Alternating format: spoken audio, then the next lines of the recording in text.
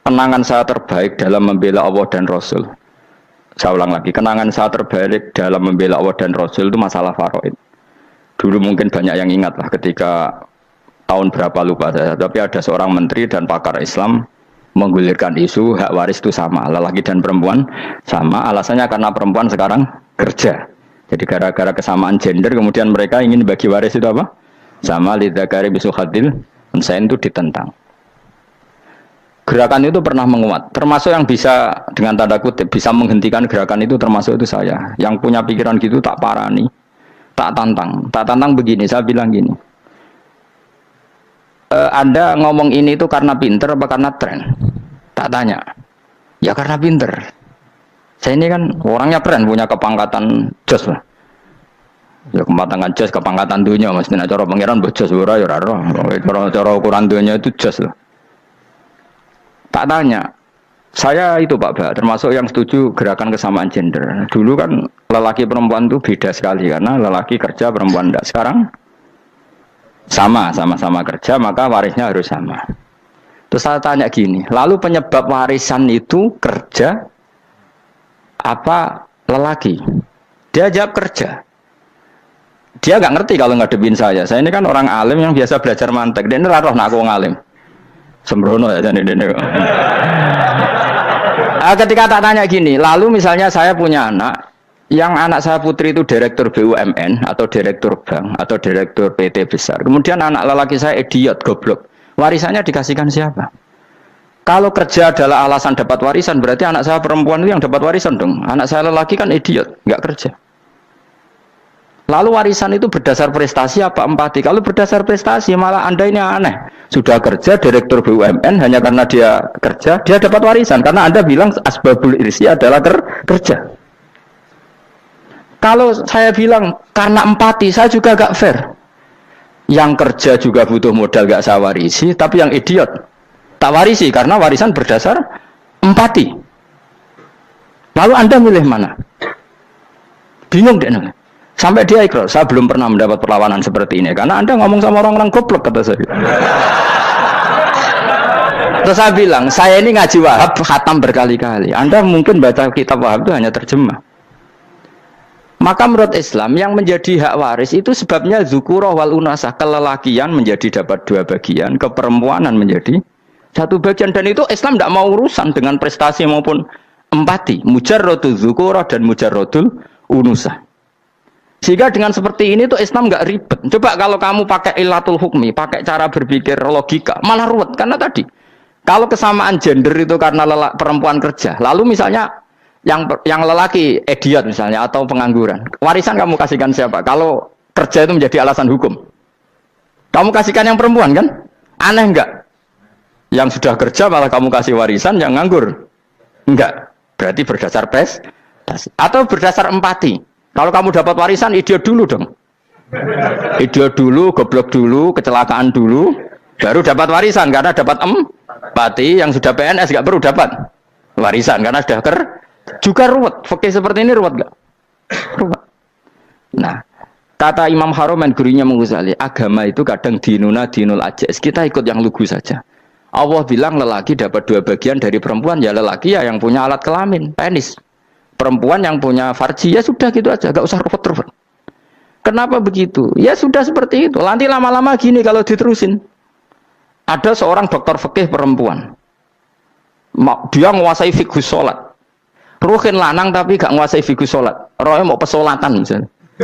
Lalu yang jadi imam siapa kalau berdasar prestasi?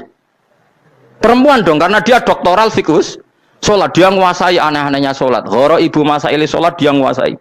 Sementara Rukin takoi sholat itu apa Rukin? Pokoknya ini gugus ngadeg terus lugu, terus ngadeg balik, apa? Ada ngulang, nak salam ngalerin. Dia tahunya hanya itu dok. Lalu kalau nuruti imam sholat adalah yang terpandai dalam fikih sholat, tentu yang imami perempuan. Tapi agama ini tidak seperti itu. Pokoknya wong lanang imami, wong beda. Jadi makanya kata Imam Haromen dinuna dinul ajais sampai Said Muhammad itu sering ngutip beliau gini kan, Allahumma imanan ka imanil ajais, ya Allah. Semoga iman saya menerima konsep engkau itu ka imanil ajais. Imannya wong wedok-wedok sing lugu. Ajus itu perempuan lugu yang sudah sepuh. Jadi misalnya ngukur anak seneng ya anak kono gedang goreng, ngekei duit, ya lugu saja. Itu bagus. Daripada kamu pakai argumentasi, karena argumentasi ini sebetulnya kelihatan cerdas, tapi ada kebodohan masif. Karena tadi, kalau hak waris kita otak-atik dengan prestasi, maka yang pro empati akan protes. Paham ya? Masa yang sudah kerja dikasih banyak, yang idiot enggak? Tapi kalau berdasar empati juga aneh. Masa dapat warisan harus goblok dulu, harus kecelakaan dulu. Maka Rasulullah pernah ngendikan ketika ditanya, lalu warisannya untuk siapa ya Rasulullah? Nabi jawabnya lucu. Fali aula rojulin dakarin. Jadi Nabi sempat ngendikan kata rojul. Kemudian direvisi dakarin. Fali aula rojulin dakarin. Semua ulama ngendikan dakarin di sini adalah badal. Nabi ngendikan rojulin. Kemudian Nabi ingat kalau rojul itu identik dengan lelaki dewasa. Apa? Kemudian Nabi mengulang lagi dakarin. Tidak harus dewasa, yang penting lelaki. Jadi meskipun baru lahir, kalau dalam keadaan baru lahir namanya apa? Kan dakarin kan? Belum bisa dikatakan rojul. Paham ya? Nabi ngulang 2 kali. Fali aula rojulin dakarin. Ini penting saya utarakan supaya clear. Jadi agama itu gak usah diotak-atik. Ya itu tadi misalnya imam sholat itu lelaki. Ya sudah lelaki. Lelaki itu apa? Yang punya alat kelamin lelaki. Jangan dibalik ini. Yang dikatakan lelaki itu orang kuat. Jika meskipun perempuan kalau kuat, misalnya perempuan anggota poluan, lelakinya cemen, idiot, maka imamnya perempuan gitu. Karena makna lelaki adalah kuat. Ini keruwetan. Jadi agama itu tidak seperti itu. Nah sekarang kembali ke pilihan. Yang dikatakan pilihan itu orang hebat. Apa yang dipilih? Apa berdasar definisi? Apa berdasar kehendak yang milih? Loh kamu udah pinter, tumben udah pinter. Alam raya ini milik Allah. Dan semua di alam raya ini milik Allah. Maka dipilih tidak dipilih itu terserah yang punya apa terserah kita. Apa terserah kriteria, apa terserah definisi. Dalam konteks kita sebagai objek diambil, tentu terserah yang punya. Kemudian Allah bilang, orang-orang itu saya pilih. Nah kalau milihnya Allah berdasar kepunyaan, tentu Allah boleh dong memilih orang yang sebetulnya berstatus dolim. Ya tapi ya tetap dia dolim, tapi ya tetap dipilih. Kenapa ya? Karena Allah yang punya. Saya misalnya orang kaya, boleh nggak punya HP buruk? Boleh kan? Terserah saya. Saya orang kaya, beli HP mahal, medium dan paling buruk. Boleh enggak? Boleh, saya yang punya. Nggak boleh, Gus, ini orang kaya harus beli HP yang mahal. Yang bilang harus siapa? Nah kegoblokan kita ini seperti ini. Nak sung sugih HP ini kudu larang. Nak wong alim kudu bojone ayu. Sing kudu darani kudu ayu kuwi sapa? Nak maji jalan yang tumbuh swarga lho kudu iku sing swargane mbahmu tapi kudu. Nah, kita ini sering berpikir ngatur Tuhan. Nah, Indonesia negara yang mayoritas muslim terus Islam Indonesia kudu dadi sampling Islam seluruh dunia. Ya ora usah sombong ngono ya keben. Mayoritas juga wonge kakean ngono ae ora perlu GR jadi sampling percontohan Islam internasional ora perlu ngono. Lah misale terus dadi contoh misalnya nang Masjid Haram niru Jumatan ning Indonesia berangkat mbek do rokokan. Bariku tekike diusep-usepno ning pojok pager. Lah misalnya wong Mekah terus do ngono kabeh karena mencontoh Islam Indonesia. Kacau gak? Ora usah GR ngono biasa wae. Napa? Biasa wae. Terus misalnya mencontoh Islam Indonesia, Indonesia nak ziarah Wali Songo terus tahlilan nunggu nganti setengah jam. Lah terus raudhah dikepung ngono rak macet Mekah Madinah. Mergo agar ziarah Nabi terus lungguh apa? Sak jam. Nah ning wali sak jam ning Nabi 2 jam lah kira-kira gitu. Ya malah nganyak Kanjeng Nabi tuh. Nabi sekaruan afdhalul khalqi mbok dongakno wa maghfir lahu warhamhu. Niku malaikat sak langit misah. Ya Nabi kok dongakno di sepuro. Kowe tapi ya butuh sepuro kan. Enggak boleh doakan Nabi gitu enggak boleh. Wa sholli ala sayyidina Muhammad wa ala alihi enggak boleh pakai ighfir lahu. Masalah kita tahlilan apa alam donga iku terus kamu gunakan. Misalnya terjadi percontohan Islam dunia terus Nabi kapundhut ditalkin, nak ditakoki waman rabbuka piye. Terus Nabi warai waman nabiyuka. Mesti Nabi yo pro, lah aku Nabi coba takoki. Jadi kita ini sering kumo luhur karena kita mayoritas terus jadi percontohan ora usah ngono. Paham ya napa? Ndak usah ngono, mayoritas sae tapi ora usah GR jadi apa? percontohan internasional. Mungkin kalau masalah Islam damai ya bagus. Tapi itu kan tidak hanya Indonesia.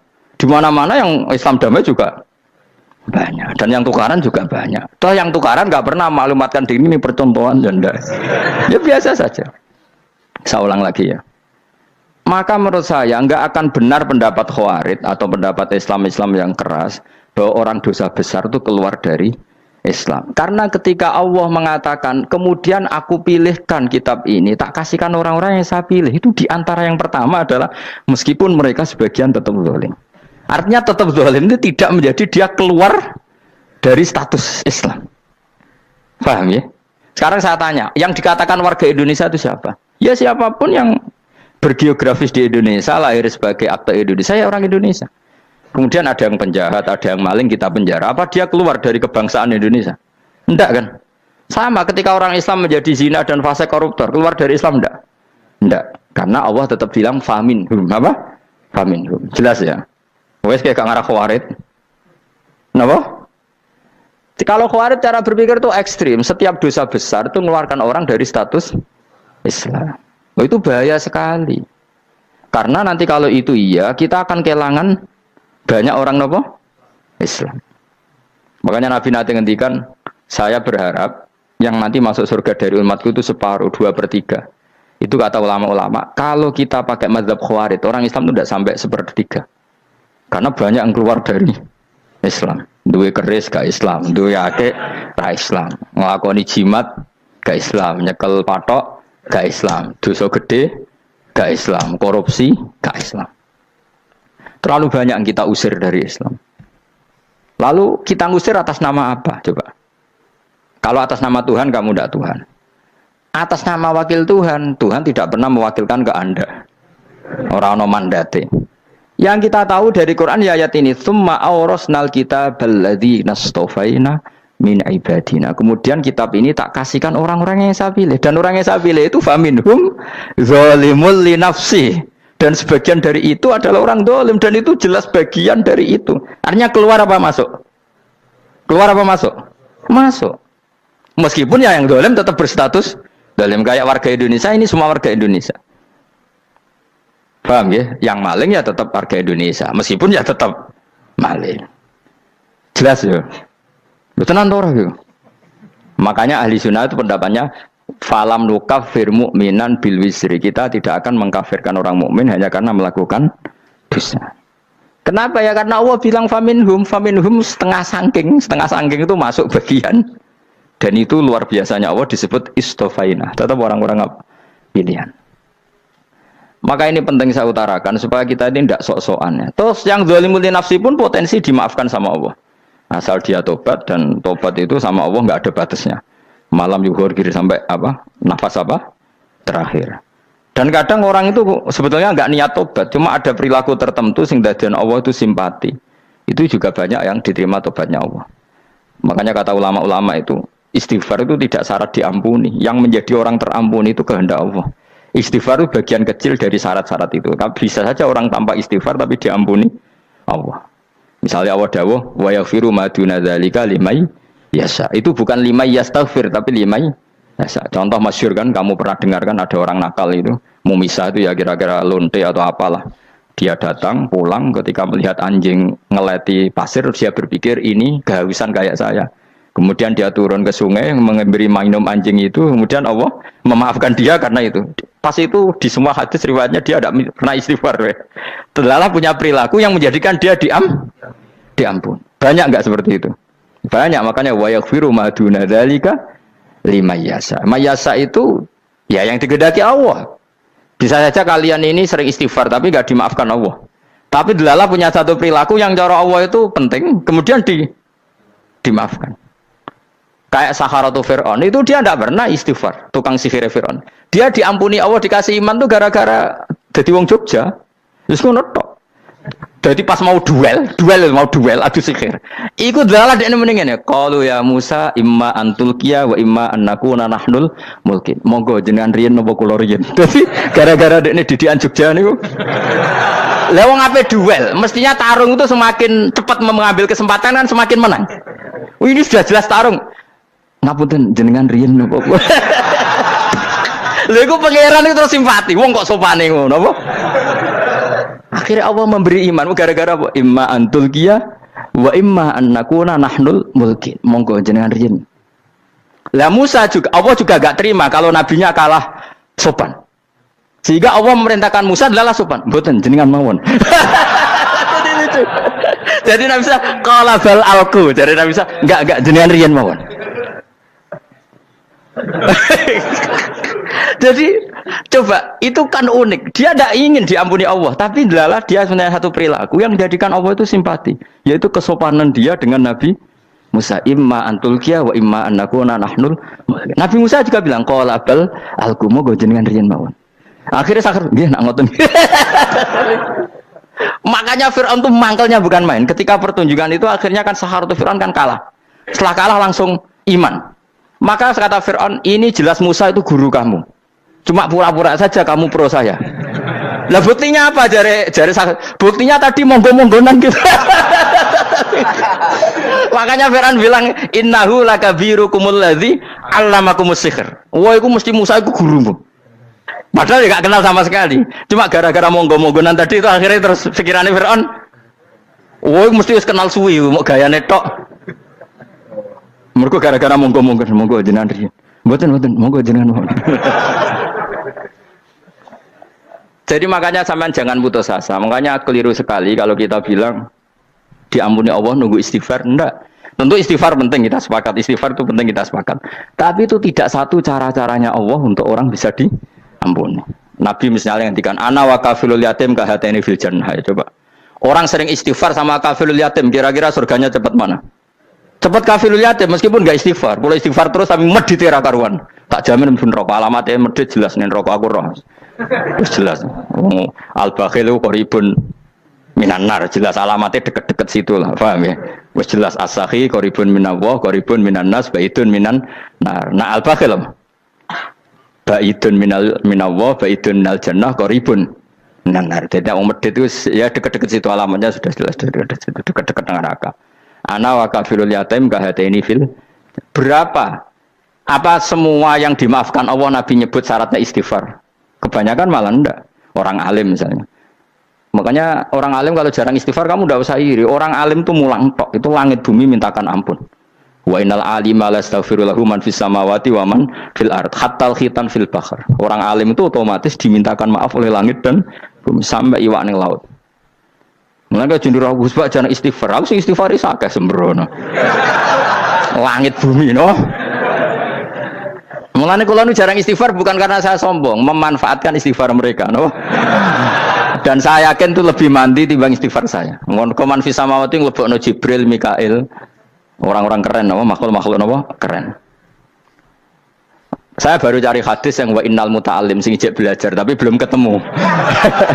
Nanti kalau ketemu tak kasih tahu apa? Karena hadisnya yang saya baca masih wa innal alim apa? Orang alim jadi agak ketat. Nah, nanti kalau sudah ketemu wa innal muta'allima. Wah, nanti dicari. Tapi pasti palsu kalau ada itu. Karena semua tagnya itu apa? Alim. Atau ya kamu alim dibanding yang di bawahnya. Ya semoga itu masuk apa?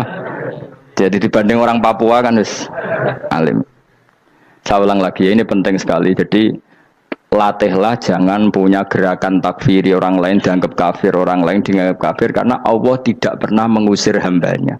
Meskipun apapun salah najiyah, kata Allah tetap faminhum. Apa? Faminhum. Hum itu rujuknya ke yang depan. Jadi termasuk orang-orang yang saya pilih adalah faminhum zalimul li nafsi. Tetap dia di arena itu. Nisbatnya Islam ya tetap di area Islam itu. Meskipun yang ya kayak warga Indonesia coba. Warga Indonesia itu siapa yang terlahir di Indonesia dan ber-KTP kartu keluarga Indonesia sudah. Nanti tentu yang bajingan tetap bajingan, yang koruptor tetap koruptor. Tapi menjadi warga Indonesia terus keluar dari warga Indonesia. Tetap warga Indonesia. Kira-kira seperti itulah analoginya. Tetap istofaina, tapi tetap berstatus faminhum zalim. Tapi rujuknya kan tetap faminhum ikut setengah sangking alladzinas tofaina. Mulane ngaji sing tenanan. Kowe ora usah anut khawarit. Khawarit ku opo ngamukan. Sidik-sidik wong liya salah yo apa-apaan. Loh saya juga mangkel be wong dolim. Semua orang soleh mangkel be wong dolim. Tapi ya dihukum saja. Misalnya dalam Islam ada kisos, ada khat, ada hadul qadzaf, hadus sariko. Ya hukuman ya hukuman saja, tapi hukuman itu tidak bisa menghilangkan status. Ya sama seperti manusia tetap manusia, meskipun apapun dia ya manusia. Ya tadi misalnya manusia itu siapa? Ya manusia itu ya manusia. Terus kamu bikin orang yang standar ideal manusia adalah yang berperilaku baik, yang nggak pernah salah. Kemudian kalau Zaid itu maling berarti tidak manusia. Terus barangnya apa? Ketek. Tidak bisa. Makanya kembali lagi dinul aja. Kamu bikin definisi manusia itu tidak usah seangkuh itu. Manusia seperti ini manusia ya sudah. Maling ya manusia, orang soleh ya manusia, orang sedengan ya manusia. Lelaki itu apa? Yang punya alat kelamin penis itu lelaki, titik sudah. Sehingga nanti warisannya ya dia lelaki. Sholatnya dia bergaya. Kamu tidak usah bilang gini, lelaki adalah yang cakap memimpin, yang maco, yang kuat. Jika kalau tidak seperti itu namanya perempuan. Terus kamu membolehkan yang seperti ini jadi makmumnya perempuan. Imamnya perempuan sing maco. Kacau enggak kalau agama nuruti logika-logika itu? Enggak jawab aja. Kacau. Lalu lucunya sekarang banyak kecerdasan yang mengarah ke sana. Makanya agama ini jadi kacau. Karena sudah ada dinul ajais. Agama ini agama ummi. Ya agama ini agama ummi. Kata Allah huwallazi ba'atsa fil ummiyin. Ummiyin itu lugu itu polos. Jadi kalau orang polos misalnya gini. Ini apa? Kira-kira kalau jawab orang polos ini. Jam. Bagus kan jawab jam. Jam untuk apa? Penunjuk waktu ya sudah seperti itu. Tapi kalau orang engkek, ini itu apa jam? Itu barang murahan. Bulat kan oleh jawab. Ono numpak mobil carry itu apa? Itu black melaku. Yang mobil itu Alphard. Jadi kacau. Enggak boleh agama dibawa ke sana. Apa? Agama di sana dibawa ke sana. Nah itu madzhabnya ahli sunnah apa? Wal jamaah. Ketika Rasulullah ngendikan la yu'minu ahadukum hatta yuhibba li akhi, ora kok diarti ini ora iman. Jika yang menyala itu tidak iman, tidak seperti itu cara mengartikan ahli sunnah wal jamaah. Karena status tidak pernah hilang. Yang hilang hanya kesempurnaannya. Paham ya? Kesempurnaan kita jadi manusia hilang karena kita maling, karena jadi koruptor. Tapi tetap kita manusia. Kesempurnaan kita sebagai orang mukmin hilang kalau kita fasik, tapi kita tetap mukmin. Paham ya? Makanya setiap hadis gitu kata ahli sunnah la yu'minu imanan kamilan. Wis dong ya. Dong. Ya terus alhamdulillah subhanallah. Ya doa alim semalam 12. Malam Lailatul. Aku kadang yang melok goblok aduh. Saya tuh sering dididik sama bapak saya, sekumpul wong akeh ya kudu melok goblok guys. Makanya bapak itu kalau ada orang pidato, bapak kan juga nggak suka pidato juga, tapi ya kerso kadang-kadang, saya pun kadang-kadang kerso. Asal sing utus pernah guru, pernah sepuh kadang kerso. Nah, bapak nak bahas pengajian ngomongin balik dari bapak, malah bingung, ngomong apa wae. Coba kita dengan PD-nya bilang Lailatul Qadar itu 21 sampai berapa? 29. Lailatul Qadar.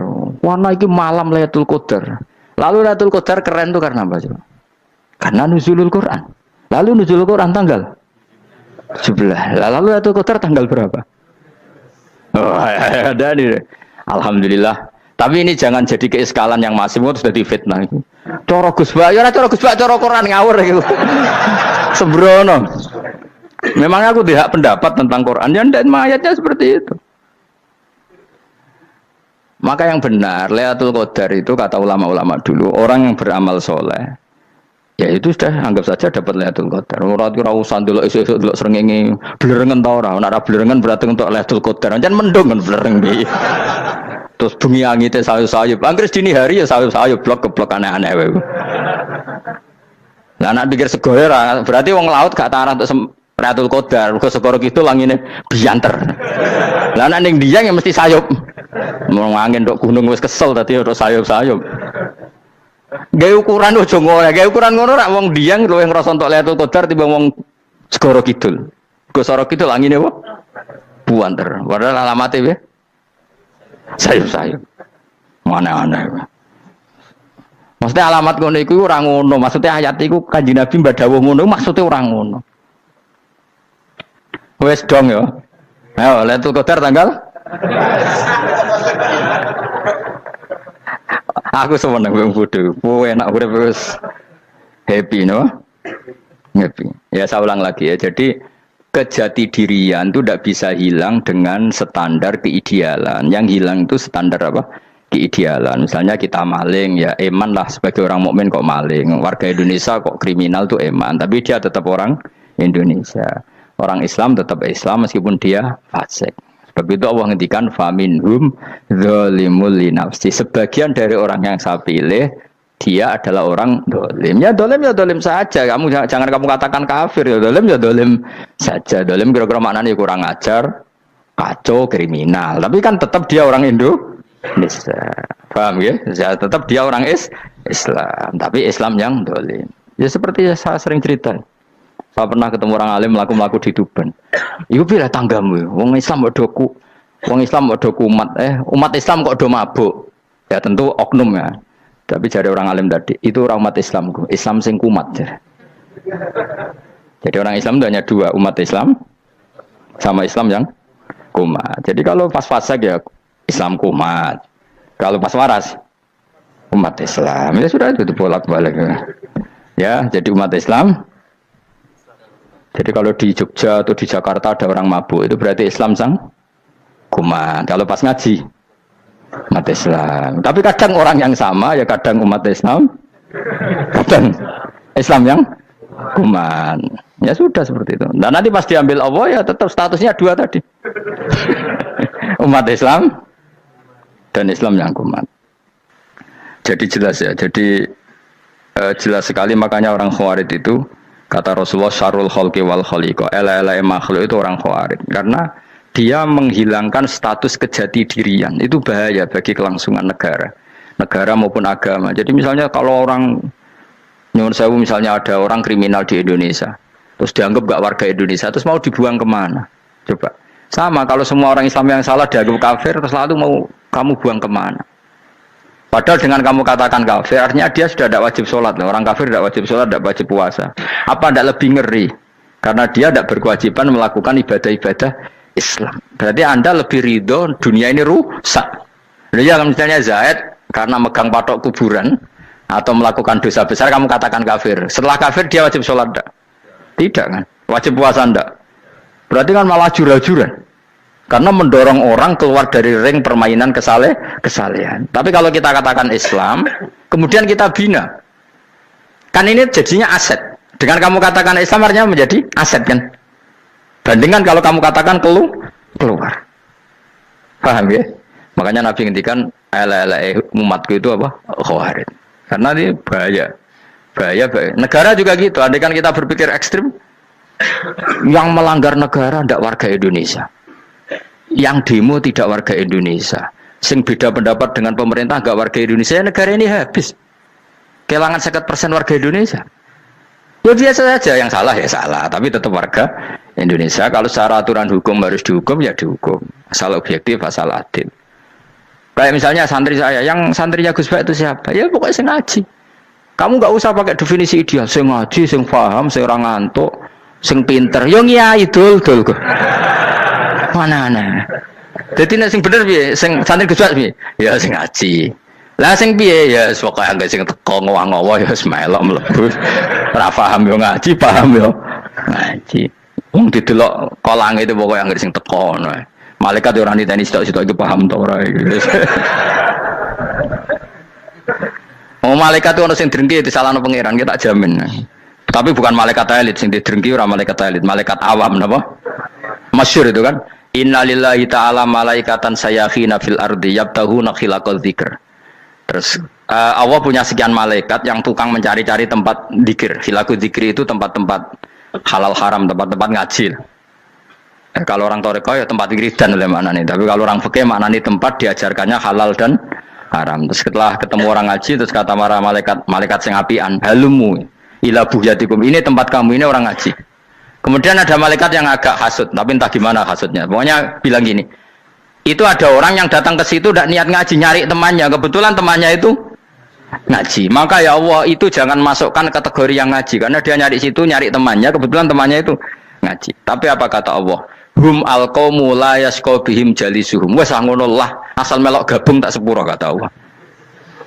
Hum alqaumu la yasqa bihim jalisuhum. Mereka adalah kaum asal ikut duduk saja, ikut nimbrung duduk saja dengan niat yang macam-macam, tetap tak ampuni kata Allah. Tidak penting niat ngaji ku hiburan, Alternatif di bang lengo masum pengadepi bojo. Wes gak penting kabeh. Wong anggere melok nimbrung sah. Enak loh. Nah, ya alhamdulillah. Sauni-unimu. Jadi agama itu pokoknya jangan kulino merubah kestatusan.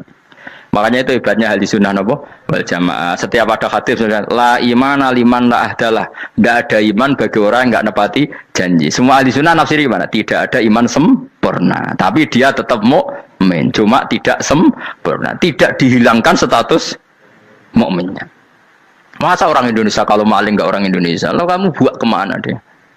Ya tetap dia orang Indonesia. Meskipun tidak ideal sebagai warga Indonesia, tapi tetap orang Indonesia. Jelas ya. Nanti summa awrasnal kitabal ladzina istofaina min ibadina. Terus orang yang istofaina itu berstatus faminhum zalimul linafsi. Tapi tetap istofaina, tetap orang-orang apa? Pilihan. Karena kita alhamdulillah apapun fase kita dipilih Allah menjadi orang Islam. Alhamdulillah alladzi hadana lihada ma kunna linahtadiya laula an hadana Allah. Dan kita alhamdulillah dengan segala kekurangan kita tetap dipilih Allah menjadi muslim. Ora terima muslim pembawa jalalan, enggak keren dah Mas. Jas apa? Jas. Muslim pecinta Lailatul Qadar. Meskipun salah tanggal. Ayo gumun wae wong. Gak tau mikir ngono to kan? Iya, soalnya aku lah ya yakin itu Qadar tanggal 21. Karena suara mayoritas suara Tuhan. Kula ya melok goblok kan. Kula nangger malam 21 ya wiridanku tak tambah. Meskipun aku ya rada eskal tapi Gusti niku suarane tiyang kathah nderek mawon. Oh, inna anzalnahu fi lailatul qadar. Quran itu tak turunkan pada malam. Jadi normalnya Lailatul Qadar itu berbarengan dengan malam. Tapi ya serasa bu imani biasa lah. Mari fitnah, mari wah. Nah biasa. Yang jelas Lailatul Qadar itu bisa kapan saja. Nah ulama dulu bilang ya bisa kapan saja. Cuma kata ulama-ulama bisa saja diturunkan di tanggal itu. Ya bisa itu karena memang nuzulul Quran itu kan tidak semuanya di tanggal 17 sebetulnya. Jadi di mana-mana itu ada simbol-simbol yang dipakai. Istilahnya tanggal 17 itu simbol. Memang kebetulan ada yang tanggal 17. Tapi kita tahu kan yang turun di Haji Wada juga banyak. Coba Haji Wada tanggal berapa? 9 Arafah. Bulan apa? Dzulhijjah. Dan banyak ayat turun Isra Mi'raj misalnya. Ayat Isra Mi'raj turun bulan apa? Rejab kan? Ibu yang ngaji dora khatam kecangkeman. Jadi Quran itu tidak hanya turun di Ramadan. Ya biasa saja, makanya kayak saya itu kan biasa ngaji Quran, ya setiap saat anggap Lailatul Qadar. Cuma kita ya ikut umumnya orang, Lailatul Qadar itu tanggal 21, 23. Aku lah senang malaikat yang bagian panitia itu ben jelas fokus di tanggal itu. Tapi kamu jangan pernah berpikir menafikan hari-hari lain bagi ulama tertentu, bagi wali-wali tertentu. Mereka ngalami Lailatul Qadar kullalaila. Banyak wali yang bilang, saya ngalami Lailatul Qadar kullalaila, maksudnya karena kulalailah zaman Nabi itu pernah dituruni Quran dan semua itu artinya Lailatul Qadar. Tapi tentu ada simbol. Kayak kemerdekaan Indonesia itu dimulai tanggal berapa? 17 Agustus. Sebetulnya ya enggak. Ketika Jepang kalah itu ya sudah merdeka. Dan daerah tertentu sudah lama dulu merdeka kayak Aceh. Karena dia tidak merasakan dijajah Belanda. Daerah tertentu ada setelah diproklamasikan tetap berjibaku dengan penjajah. Banyak enggak ketika diumumkan kemerdekaan masih yang berjibaku ngelawan penjajah? Banyak. Tapi kita butuh simbol. Jadilah kita ngambil 17 Agustus. Ngono kok ora iso. Jadi tanggal itu ada tanggal hakiki, tanggal simbol. Meskipun yang hakiki ya simbol ya hakiki. Dong ya. Alhamdulillah. Ayo kok pinter aku yo. Maksudnya ben kulino mikir, ben urip itu gak glonyar-glonyor ora jelas. Wah, kalau semoga goblokku barokah menangatil kula. Karena saya itu kenapa kok tahu goblok barokah itu gini ya. Satu supaya saya tidak takabur ya. Saya akan kecelok wong alim berat takabur. Dua aja wong goblok ya ono pinter ya, Mas. Kaya wong iku lho, kaya wong naik apa jenenge? Naik jambian lho, 17 Agustus apa? Apa? Tarengane. Panjat Pinang. Itu kan nilainya hanya berapa yang di atas kira? Kalau di sini berapa nilainya? Ini kalau diberikan diuangkan. 1 juta ada. 1 juta. bagi penonton tuh kan gini. Cek goblok ya demi duit 1 juta geribotan kayak gitu kan gini. Wong barang angel kok dilakoni. Goblok banget kan gitu jare sing ra melok. Tapi ya delok ku seneng. Tapi kon melok ora gelem. Lah duit 1 juta ya tak rewangi gitu. Orang goblok ya gitu. Dadi wong alim ku angel. Wis ngerti nak angel, maka ora usah melok barang angel kan gitu. Berarti pinter gak wong goblok ku? Tak warai ya. Dadi wong alim iku angel. Maka saya menghindari barang angel. Menghindari barang angel itu satu kepintaran. Berarti orang bodoh adalah pintar. Tawar. Jelas ya? Jelas ya? Alhamdulillah. Makanya kula niku kadang kok pinter kowe, Mbak aku. Karena kamu tahu ngalim iku angel. Menghindari barang sukar itu pintar. Berarti wong bodoh iku pintar. Tapi pintar dalam kebodohan. Harus respect. Wong bodoh kudu napa? Respect. Dia tahu ngapal Quran angel, ngapal hadis angel, maca jalalan angel. Suatu yang angel harus dihindari. Menghindari barang angel adalah kepintaran. Wes ngono ae. Dadi kadang-kadang lho GR, Gus Bab aku pinter aku. Kok iso? Dia tahu barang sulit kok dikejar. Itu kan satu kebodohan. Wes uni-unimu ngono dadi. Dan kau syukur, jadi bodoh yang syukur karena ternyata punya sisi kepintaran juga. Dalam kebodohan kita ada sisi apa? Kepintaran. Mohon kalau terus nang. Allah itu siapa? Alladzi ahallana darul muqamati min fadlih. Alladzi rupane dat ahalla kang manggono sapa ladina ing kita darul muqamati ing omah kang dadi hunian. Aili qamati rumah sing dadi hunian min fadli krana mu anugerah Allah. Ya kalau nyontokno bolak-balik ya. Semua ini kita di surga nanti berstatus lamanya lama itu semua karena fadlnya Allah. Karena amal kita tidak cukup. Makanya Rasulullah pernah ditanya, ya Rasulullah betul orang surga masuk surga karena amalnya tidak, karena fadlnya Allah. Saya berkali-kali cerita dalam kitab-kitab tasawuf diterangkan ada seseorang yang enggak pernah maksiat, hidupnya taat. Kemudian ditanya sama Allah, kamu masuk surga karena apa? Saya karena enggak pernah maksiat, taat terus. Kata Allah, ya sudah kamu di sini aja 80 tahun.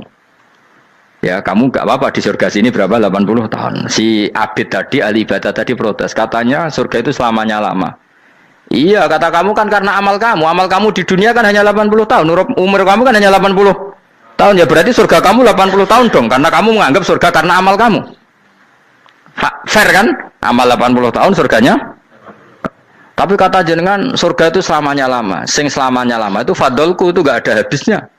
Kalau amal kamu ada habisnya. Terus kata orang tadi, ngimpun Gusti kula mbuswa fadole jalan. Gak aku kecewa jare. Jadi orang itu harus pakai logika. Makanya agama ini ojo nuruti cerdas sing gak punya sanad. Lalu gunanya amal apa? Kalau kita masuk surga mergo fadole pangeran bocah kok geblek gendeng campur gak di sanad. Kita ini punya sanad dari guru-guru kita. Kalau semua surga Allah mensifati itu min fadli, ada unsur fadlnya Allah meskipun kita ngamal. Karena tadi kalau karena amal kita hanya sak soleh-solehmu 80 tahun. Iku enak soleh terus. ABG puber pacaran tua dadi mubalek ya ta ora. Ayo ngaku ae. Tuane delok nduang dutan gede-gede sunah Rasul. Coba kewapir suwi bareng Islam anyaran sudah dimubalek banyak. Artinya enggak 80 tahun total kita jadi orang apa? Soleh. Mustafa teteng soleh ya lagi gayane saiki khusyuk. Bisa numpak trail gaul. Untung rengono Harley dhisik. Nah, kalau karena amal kita berarti kita di surga hanya 80 tahun. Terus kata Allah, ya, tapi kata jenengan surga selamanya lama. Yang selamanya lama itu fadl saya. Anugerah saya itu tanpa batas.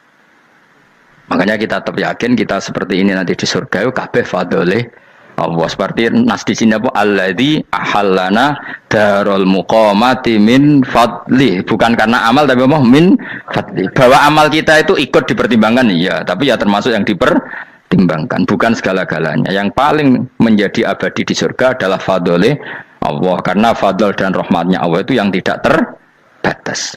Jelas gini ayatnya apa? Alladzi ahallana darul muqamati min fadli. Laya masuna orang kepona ing kita via ing dalam jannah pona sobun opo kangelan eta abun desi kangelan walaya masuna lan orang menyentuh na ing kita via fil jannah poluhu pun opo kerepotan. Iya untuk kesip kepayaan minatabi saking repot. Li ada mitaklifi krana ora anane mukallaf ya ing dalam jannah. Ning swarga supaya enak ora perlu traweh, ora perlu macem-macem. Semen kelon nabi dari sing nganggur-nganggur semen kelon. Nak sing saleh-saleh papan atas sowan pangeran wis sesuai kelas masing-masing napa? Sesuai apa? Kelas masing-masing. Nah sing kuapok melarat menawa numpak ampat ngalor gitu tuwabrakno bariku njaluk meneh tuwabrakno meneh. Saking dendame ning donya ora alpat ra iso numpak. Dadi numpak kan ya cemplungno jurang, paham ya. Bariku njaluk apa? Anyar meneh. Bojo ngono sing wayu buak gentine. Saking dendame di bojo elek ning donya. Serapopo gak masalah ini swarga aman apa? Wa dzikrusani uta nyebut sing kedua atabi'i kang anut lil awali maring sing awal li tasri karon nyeplosno binafsi lan nafekno lugu. Maksudnya nasab manane repot, lugu yo manane repot kok diatafno berarti bener-bener ning akhirat itu yo ora ono repot, ora ono kangelan. Waladina uta wong akeh kafaru kang kafir sapa ladina, iku lahum tetep kedhe ladina naru jahannam mauten neraka jahannam. Orang-orang kafir itu pasti masuk neraka. La yuqtal. Maksudnya kafir dan dengan definisi yang mati alal kufri. Kalau masih di dunia kamu tidak bisa menvonis si A si B pasti kafir karena finalnya adalah di husnul khotimah atau suul khotimah. Maka status sekarang. Kita dikatakan mukmin ya sekarang, yang sedang kafir ya sedang kafir. Bisa saja yang sedang fasik nanti mati soleh, yang sedang soleh nanti mati fasik. Makanya kita nggak berhenti doa apa ya muqallibal qulub tsabbit qalbi ala dinik, karena kita tidak pernah tahu. Makanya status kafir ya wa matu wa hum kuffar. Sebagian ayat apa wa matu wa hum kuffar, status yang permanen adalah dalam keadaan mati, dia dalam keadaan kafir. Tapi kalau masih di dunia gini nggak jelas. Makanya saya suwun ya, kalau kita harus toleransi sebagai warga Indonesia, kalau kamu orang alim, toleransi atas nama agama, karena yang sedang kafir pun tidak jaminan selalu kafir. Jadi kita tidak perlu musuhan, karena memang semuanya tidak mesti. Ya itu kalau atas nama nopo agama. Kalau atas nama negara ya memang kita berkawan atas nama sama-sama bangsa nopo Indonesia. Kalau atas nama agama ya memang nggak mesti juga. Bisa saja mereka husnul khotimah. Kita tidak pernah tahu. Makanya Allah terbilang waqulu linnasi siapa husna, dengan siapapun yang baik. Lah soal nak diperangi kita perang ra kudu wong kafir. Lah kowe dibaca wong Islam ya males. Lah kowe meneng ae disembelih. Wah. Ya soal itu kan bab sial, bab mempertahankan apa diri. Itu udah harus dengan orang apa? Kafir. Misalnya ada penjahat mau membunuh istri kamu tentu dibolehkan Islam melawan. Paham ya? Makanya di kitab-kitab fikih diterangkan ada bab di mana harbi itu kafir yang melawan kita, itu boleh kita lawan. Tapi kata sarah itu udah harus kafir.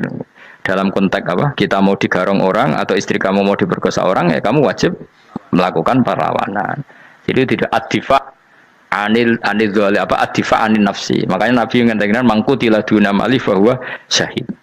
Jadi itu kan disiplin fikih. Makanya ngaji ya. Makanya tatus soleh juga gitu. Orang soleh yang sedang soleh nggak boleh kumo luhur, bisa saja suul khotimah. Kita punya cerita banyak, misalnya Khalid bin Walid, Wahsy itu kayak apa Nabi bencinya sama Wahsy karena pembunuh Sayyid Hamzah, tapi dia mati husnul khotimah. Sa'labah yang punya gelar merpatinya masjid karena selalu itikaf malah suul khotimah. Kita tidak pernah tahu, dan tidak pernah tahu itu bagus karena menjadi mawas diri, menjadi tawadhu. Tawadhu itu ekspresinya macam-macam. Boleh ada ya ulama yang ini cerita aja ya, ada ulama yang mau dicucuk, alasannya didik santri atau masyarakat biar hormat sama orang alim, itu ya benar. Ada ulama yang nggak kerso dicucuk, alasannya saya sendiri untuk melawan ujub saya, keangkuhan saya, kesombongan saya. Ini namanya istihad, boleh bebas, orang boleh apa? Istihad. Abdul bin Mas'ud itu nggak senang punya santri derekno dia, karena kata beliau dilatan ditabe wa fitnatan lil mabuk, yang derekno itu hina, dia khawatir kumo luhur apa? Kiai kalau kelamaan di derekno itu kan kumo luhur. Kadang gawa rokok era gelem, ono sing gawakno. Bahkan nyumet era gelem ono nyumet. Kadang kok film geng Cina ae ngono. Geng Cina kan padha kan. Kadang kene bangga wong kok geng Cina kok apa. Tapi banyak juga ulama yang mau biar gue iling-ilingan di enggak apa-apa, semua itu istihad. Napa semua itu enggak apa-apa kita. Makanya saya itu ya kadang salaman, kadang enggak. Karena istihad kita banyak.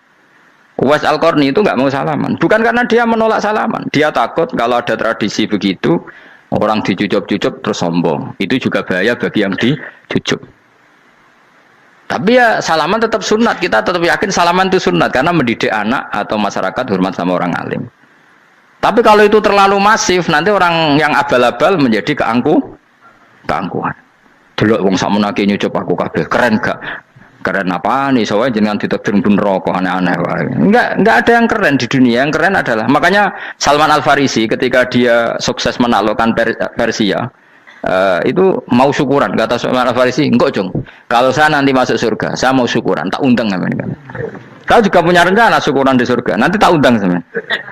Dan enak kan, nggak usah biaya, undang pesta besar-besaran.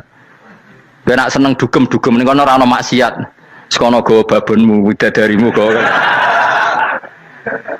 Piro kan widadari ora jare 70. Piro Mas? Nggih rencana piro Mas? Piro? Rukun 70 Mas. Nanti tak undang. Saya punya rencana, pokoknya sekali masuk surga bersyukuran besar-besar. Kayak tak undang ra ono berarti ning neraka.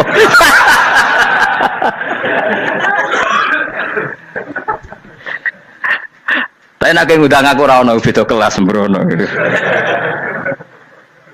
Dataku ra ono ning kelas wargamu ra ono. Kata Salman Al Farisi gini, kamu tidak usah muji saya, kan dia dipanggil ya Karim, kamu orang terhormat. Kata Salman Al Farisi, indakhaltul jannah fa ana karim wa indakhaltun nar fa ana laim. Jadi saking sopannya ashabu Rasulillah itu ada yang dipanggil ya Karim aja tidak mau. Tunggu Jung ya, panggilan itu sematkan saya nanti ketika saya masuk surga. Kalau saya masuk surga fa ana karim, saya berstatus orang mulia. Tapi nanti kalau saya masuk neraka fa ana laim, saya orang yang terhina. Jadi dulu ashabu Rasulillah seperti itu. Terus ada ulama yang melawan nafsunya macam-macam. Misalnya saya milih jarang ada sowanan, saya dapati senang banyak santri sowan. Tapi bukan karena benci, enggak. Karena saya takut sebagai orang yang sangat terhormat. Saya ngaji di mana-mana suka yang enggak usah pakai kursi, guling-gilingan kalau saya dan kamu setara. Saya sebenarnya bisa aja minta kursi tinggi koyok ketua MK. Banyak kan ngaji nih serapati ngalim dari gue kursi ning dhuwur, santri ning ngisor guayane kok wong pinter-pinter. Jebule kitabe maknanan bener konangan. Sing rasa apa wong modus. Ya tapi tidak suudzon ya, tapi ya ono tenan paham. Tapi kalau saya cara berpikir sederhana, kita kan sama-sama umatur Rasulillah, ya sudahlah hadin sawa. Lho andai kan kamu sanggup maca kitab ya gentenan ra masalah. Kadang ge maca aku ngrungokno, kadang aku maca enggak apa-apa. Nah ono sing wani. Tapi sekali salah tak lorot nah. Jadi dulu sahabat itu biasa. Ada yang cara ekspresi tawadhu kayak Wais Al-Qarni enggak mau salaman karena takut dicucuk. Ada yang suka salaman karena mendidik. Banyak cara mereka melawan nafsunya sendiri apa? Melawan apa? Nafsunya. Istri saya itu dari keluarga pondok Jawa Timur. Itu dulu eskal sama saya, janggal karena anak saya kalau mau jajan itu saya tidur pun dibangunkan. Pak bangun, saya minta uang. Itu ya sampai sekarang begitu. Istri saya itu eskal, janggal karena janggal kan ada Jawa Timur sopan sekali sama orang tua. Tanya saya, karena dia keluarga orang terpelajar, tanya kenapa itu dibiarkan. Saya jawab saya, ya kalau tidak minta saya nanti minta mbak-mbak atau kangkang. Orang yang paling harus dingel-ngelo anak itu orang tuanya. Sehingga yang paling harus diganggu anaknya ya orang tuanya. Sampai sekarang anak saya berani minta mandi saya, gendong saya. Kalau orang tuanya aja gak siap dingel-ngel, lalu apa kata dunia? Kan aneh. Nah, itu ajarannya bapak. Saya dulu bapak Sugeng itu biasa jagoan sama bapak. Ya biasa misalnya saya lupa kalau pengen mangan ya, cung tuku. Zaman itu pakai motor, pakai sepeda motor, biasa sama bapak ke pandangan. Saya sampai sekarang sama anak-anak saya akrab.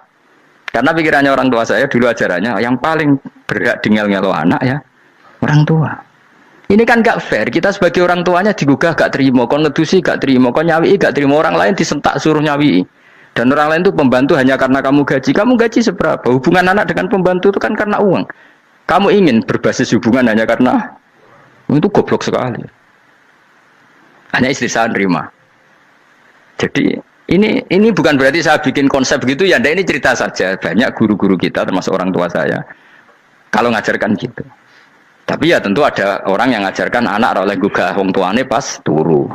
Ya kalau pas turu ada alternatif ibunya nggak apa-apa. Kalau nggak ada, ibunya juga nggak ada. Terus alternatifnya orang lain kan buruk sekali. Kalau alternatifnya orang apa? Lain.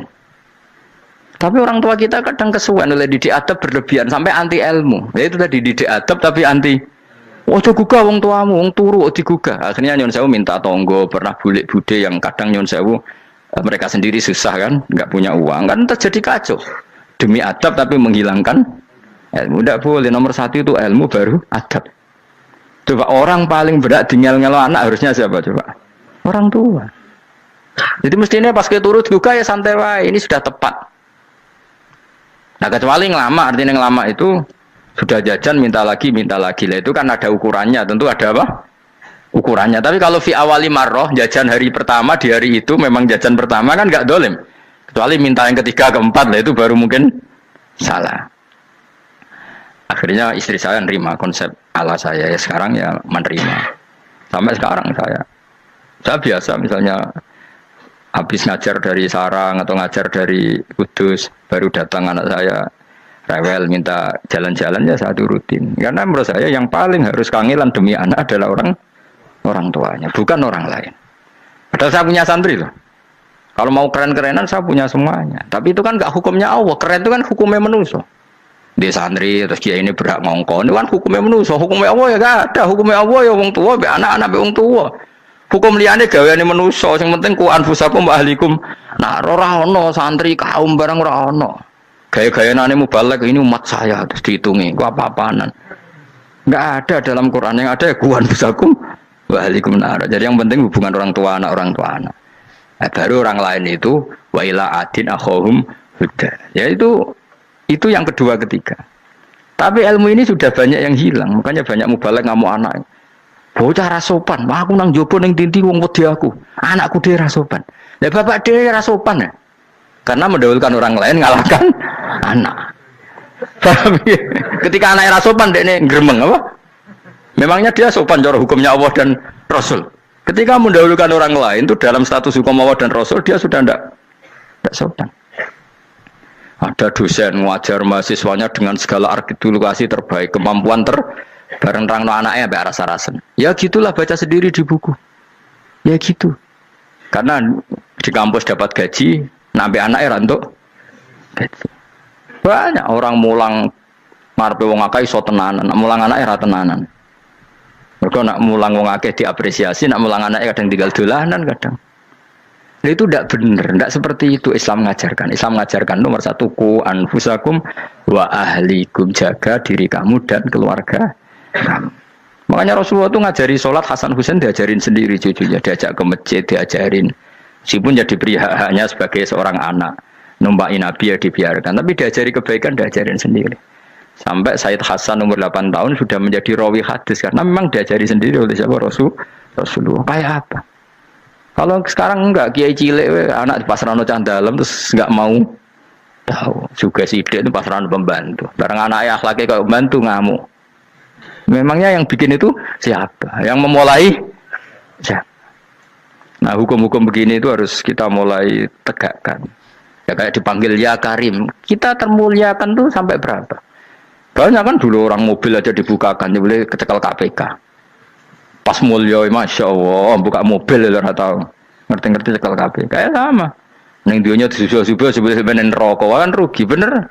Makanya saya ngikuti madzhab Salman Al Farisi. Saya sudah niat syukuran besar-besaran tak jamin, tak undang teman. Tapi daripada saman konangan nggak di situ, mendingan enggak ya. Karena kalau ada undangan nanti kelihatan siapa yang di dalam dan siapa yang di luar. Nggak usah ya. Enggak usah. Karena nanti takutnya enggak ada di situ malah mari ngenes kula. Kecuali enggak ada di situ, malaikat itu enggak ada Gus di kelas jenengan, tapi mungkin di bawah ada. Alhamdulillah kalau gitu mau beda napa? Kelas. Tapi nak sing sitok ning swarga sitok neraka innalillahi wa inna ilaihi raji'un. Tapi semoga malaikatnya hanya jawab gitu. Enggak ada Gus, kalau di kelas ini enggak ada. Mungkin di bawahnya ada.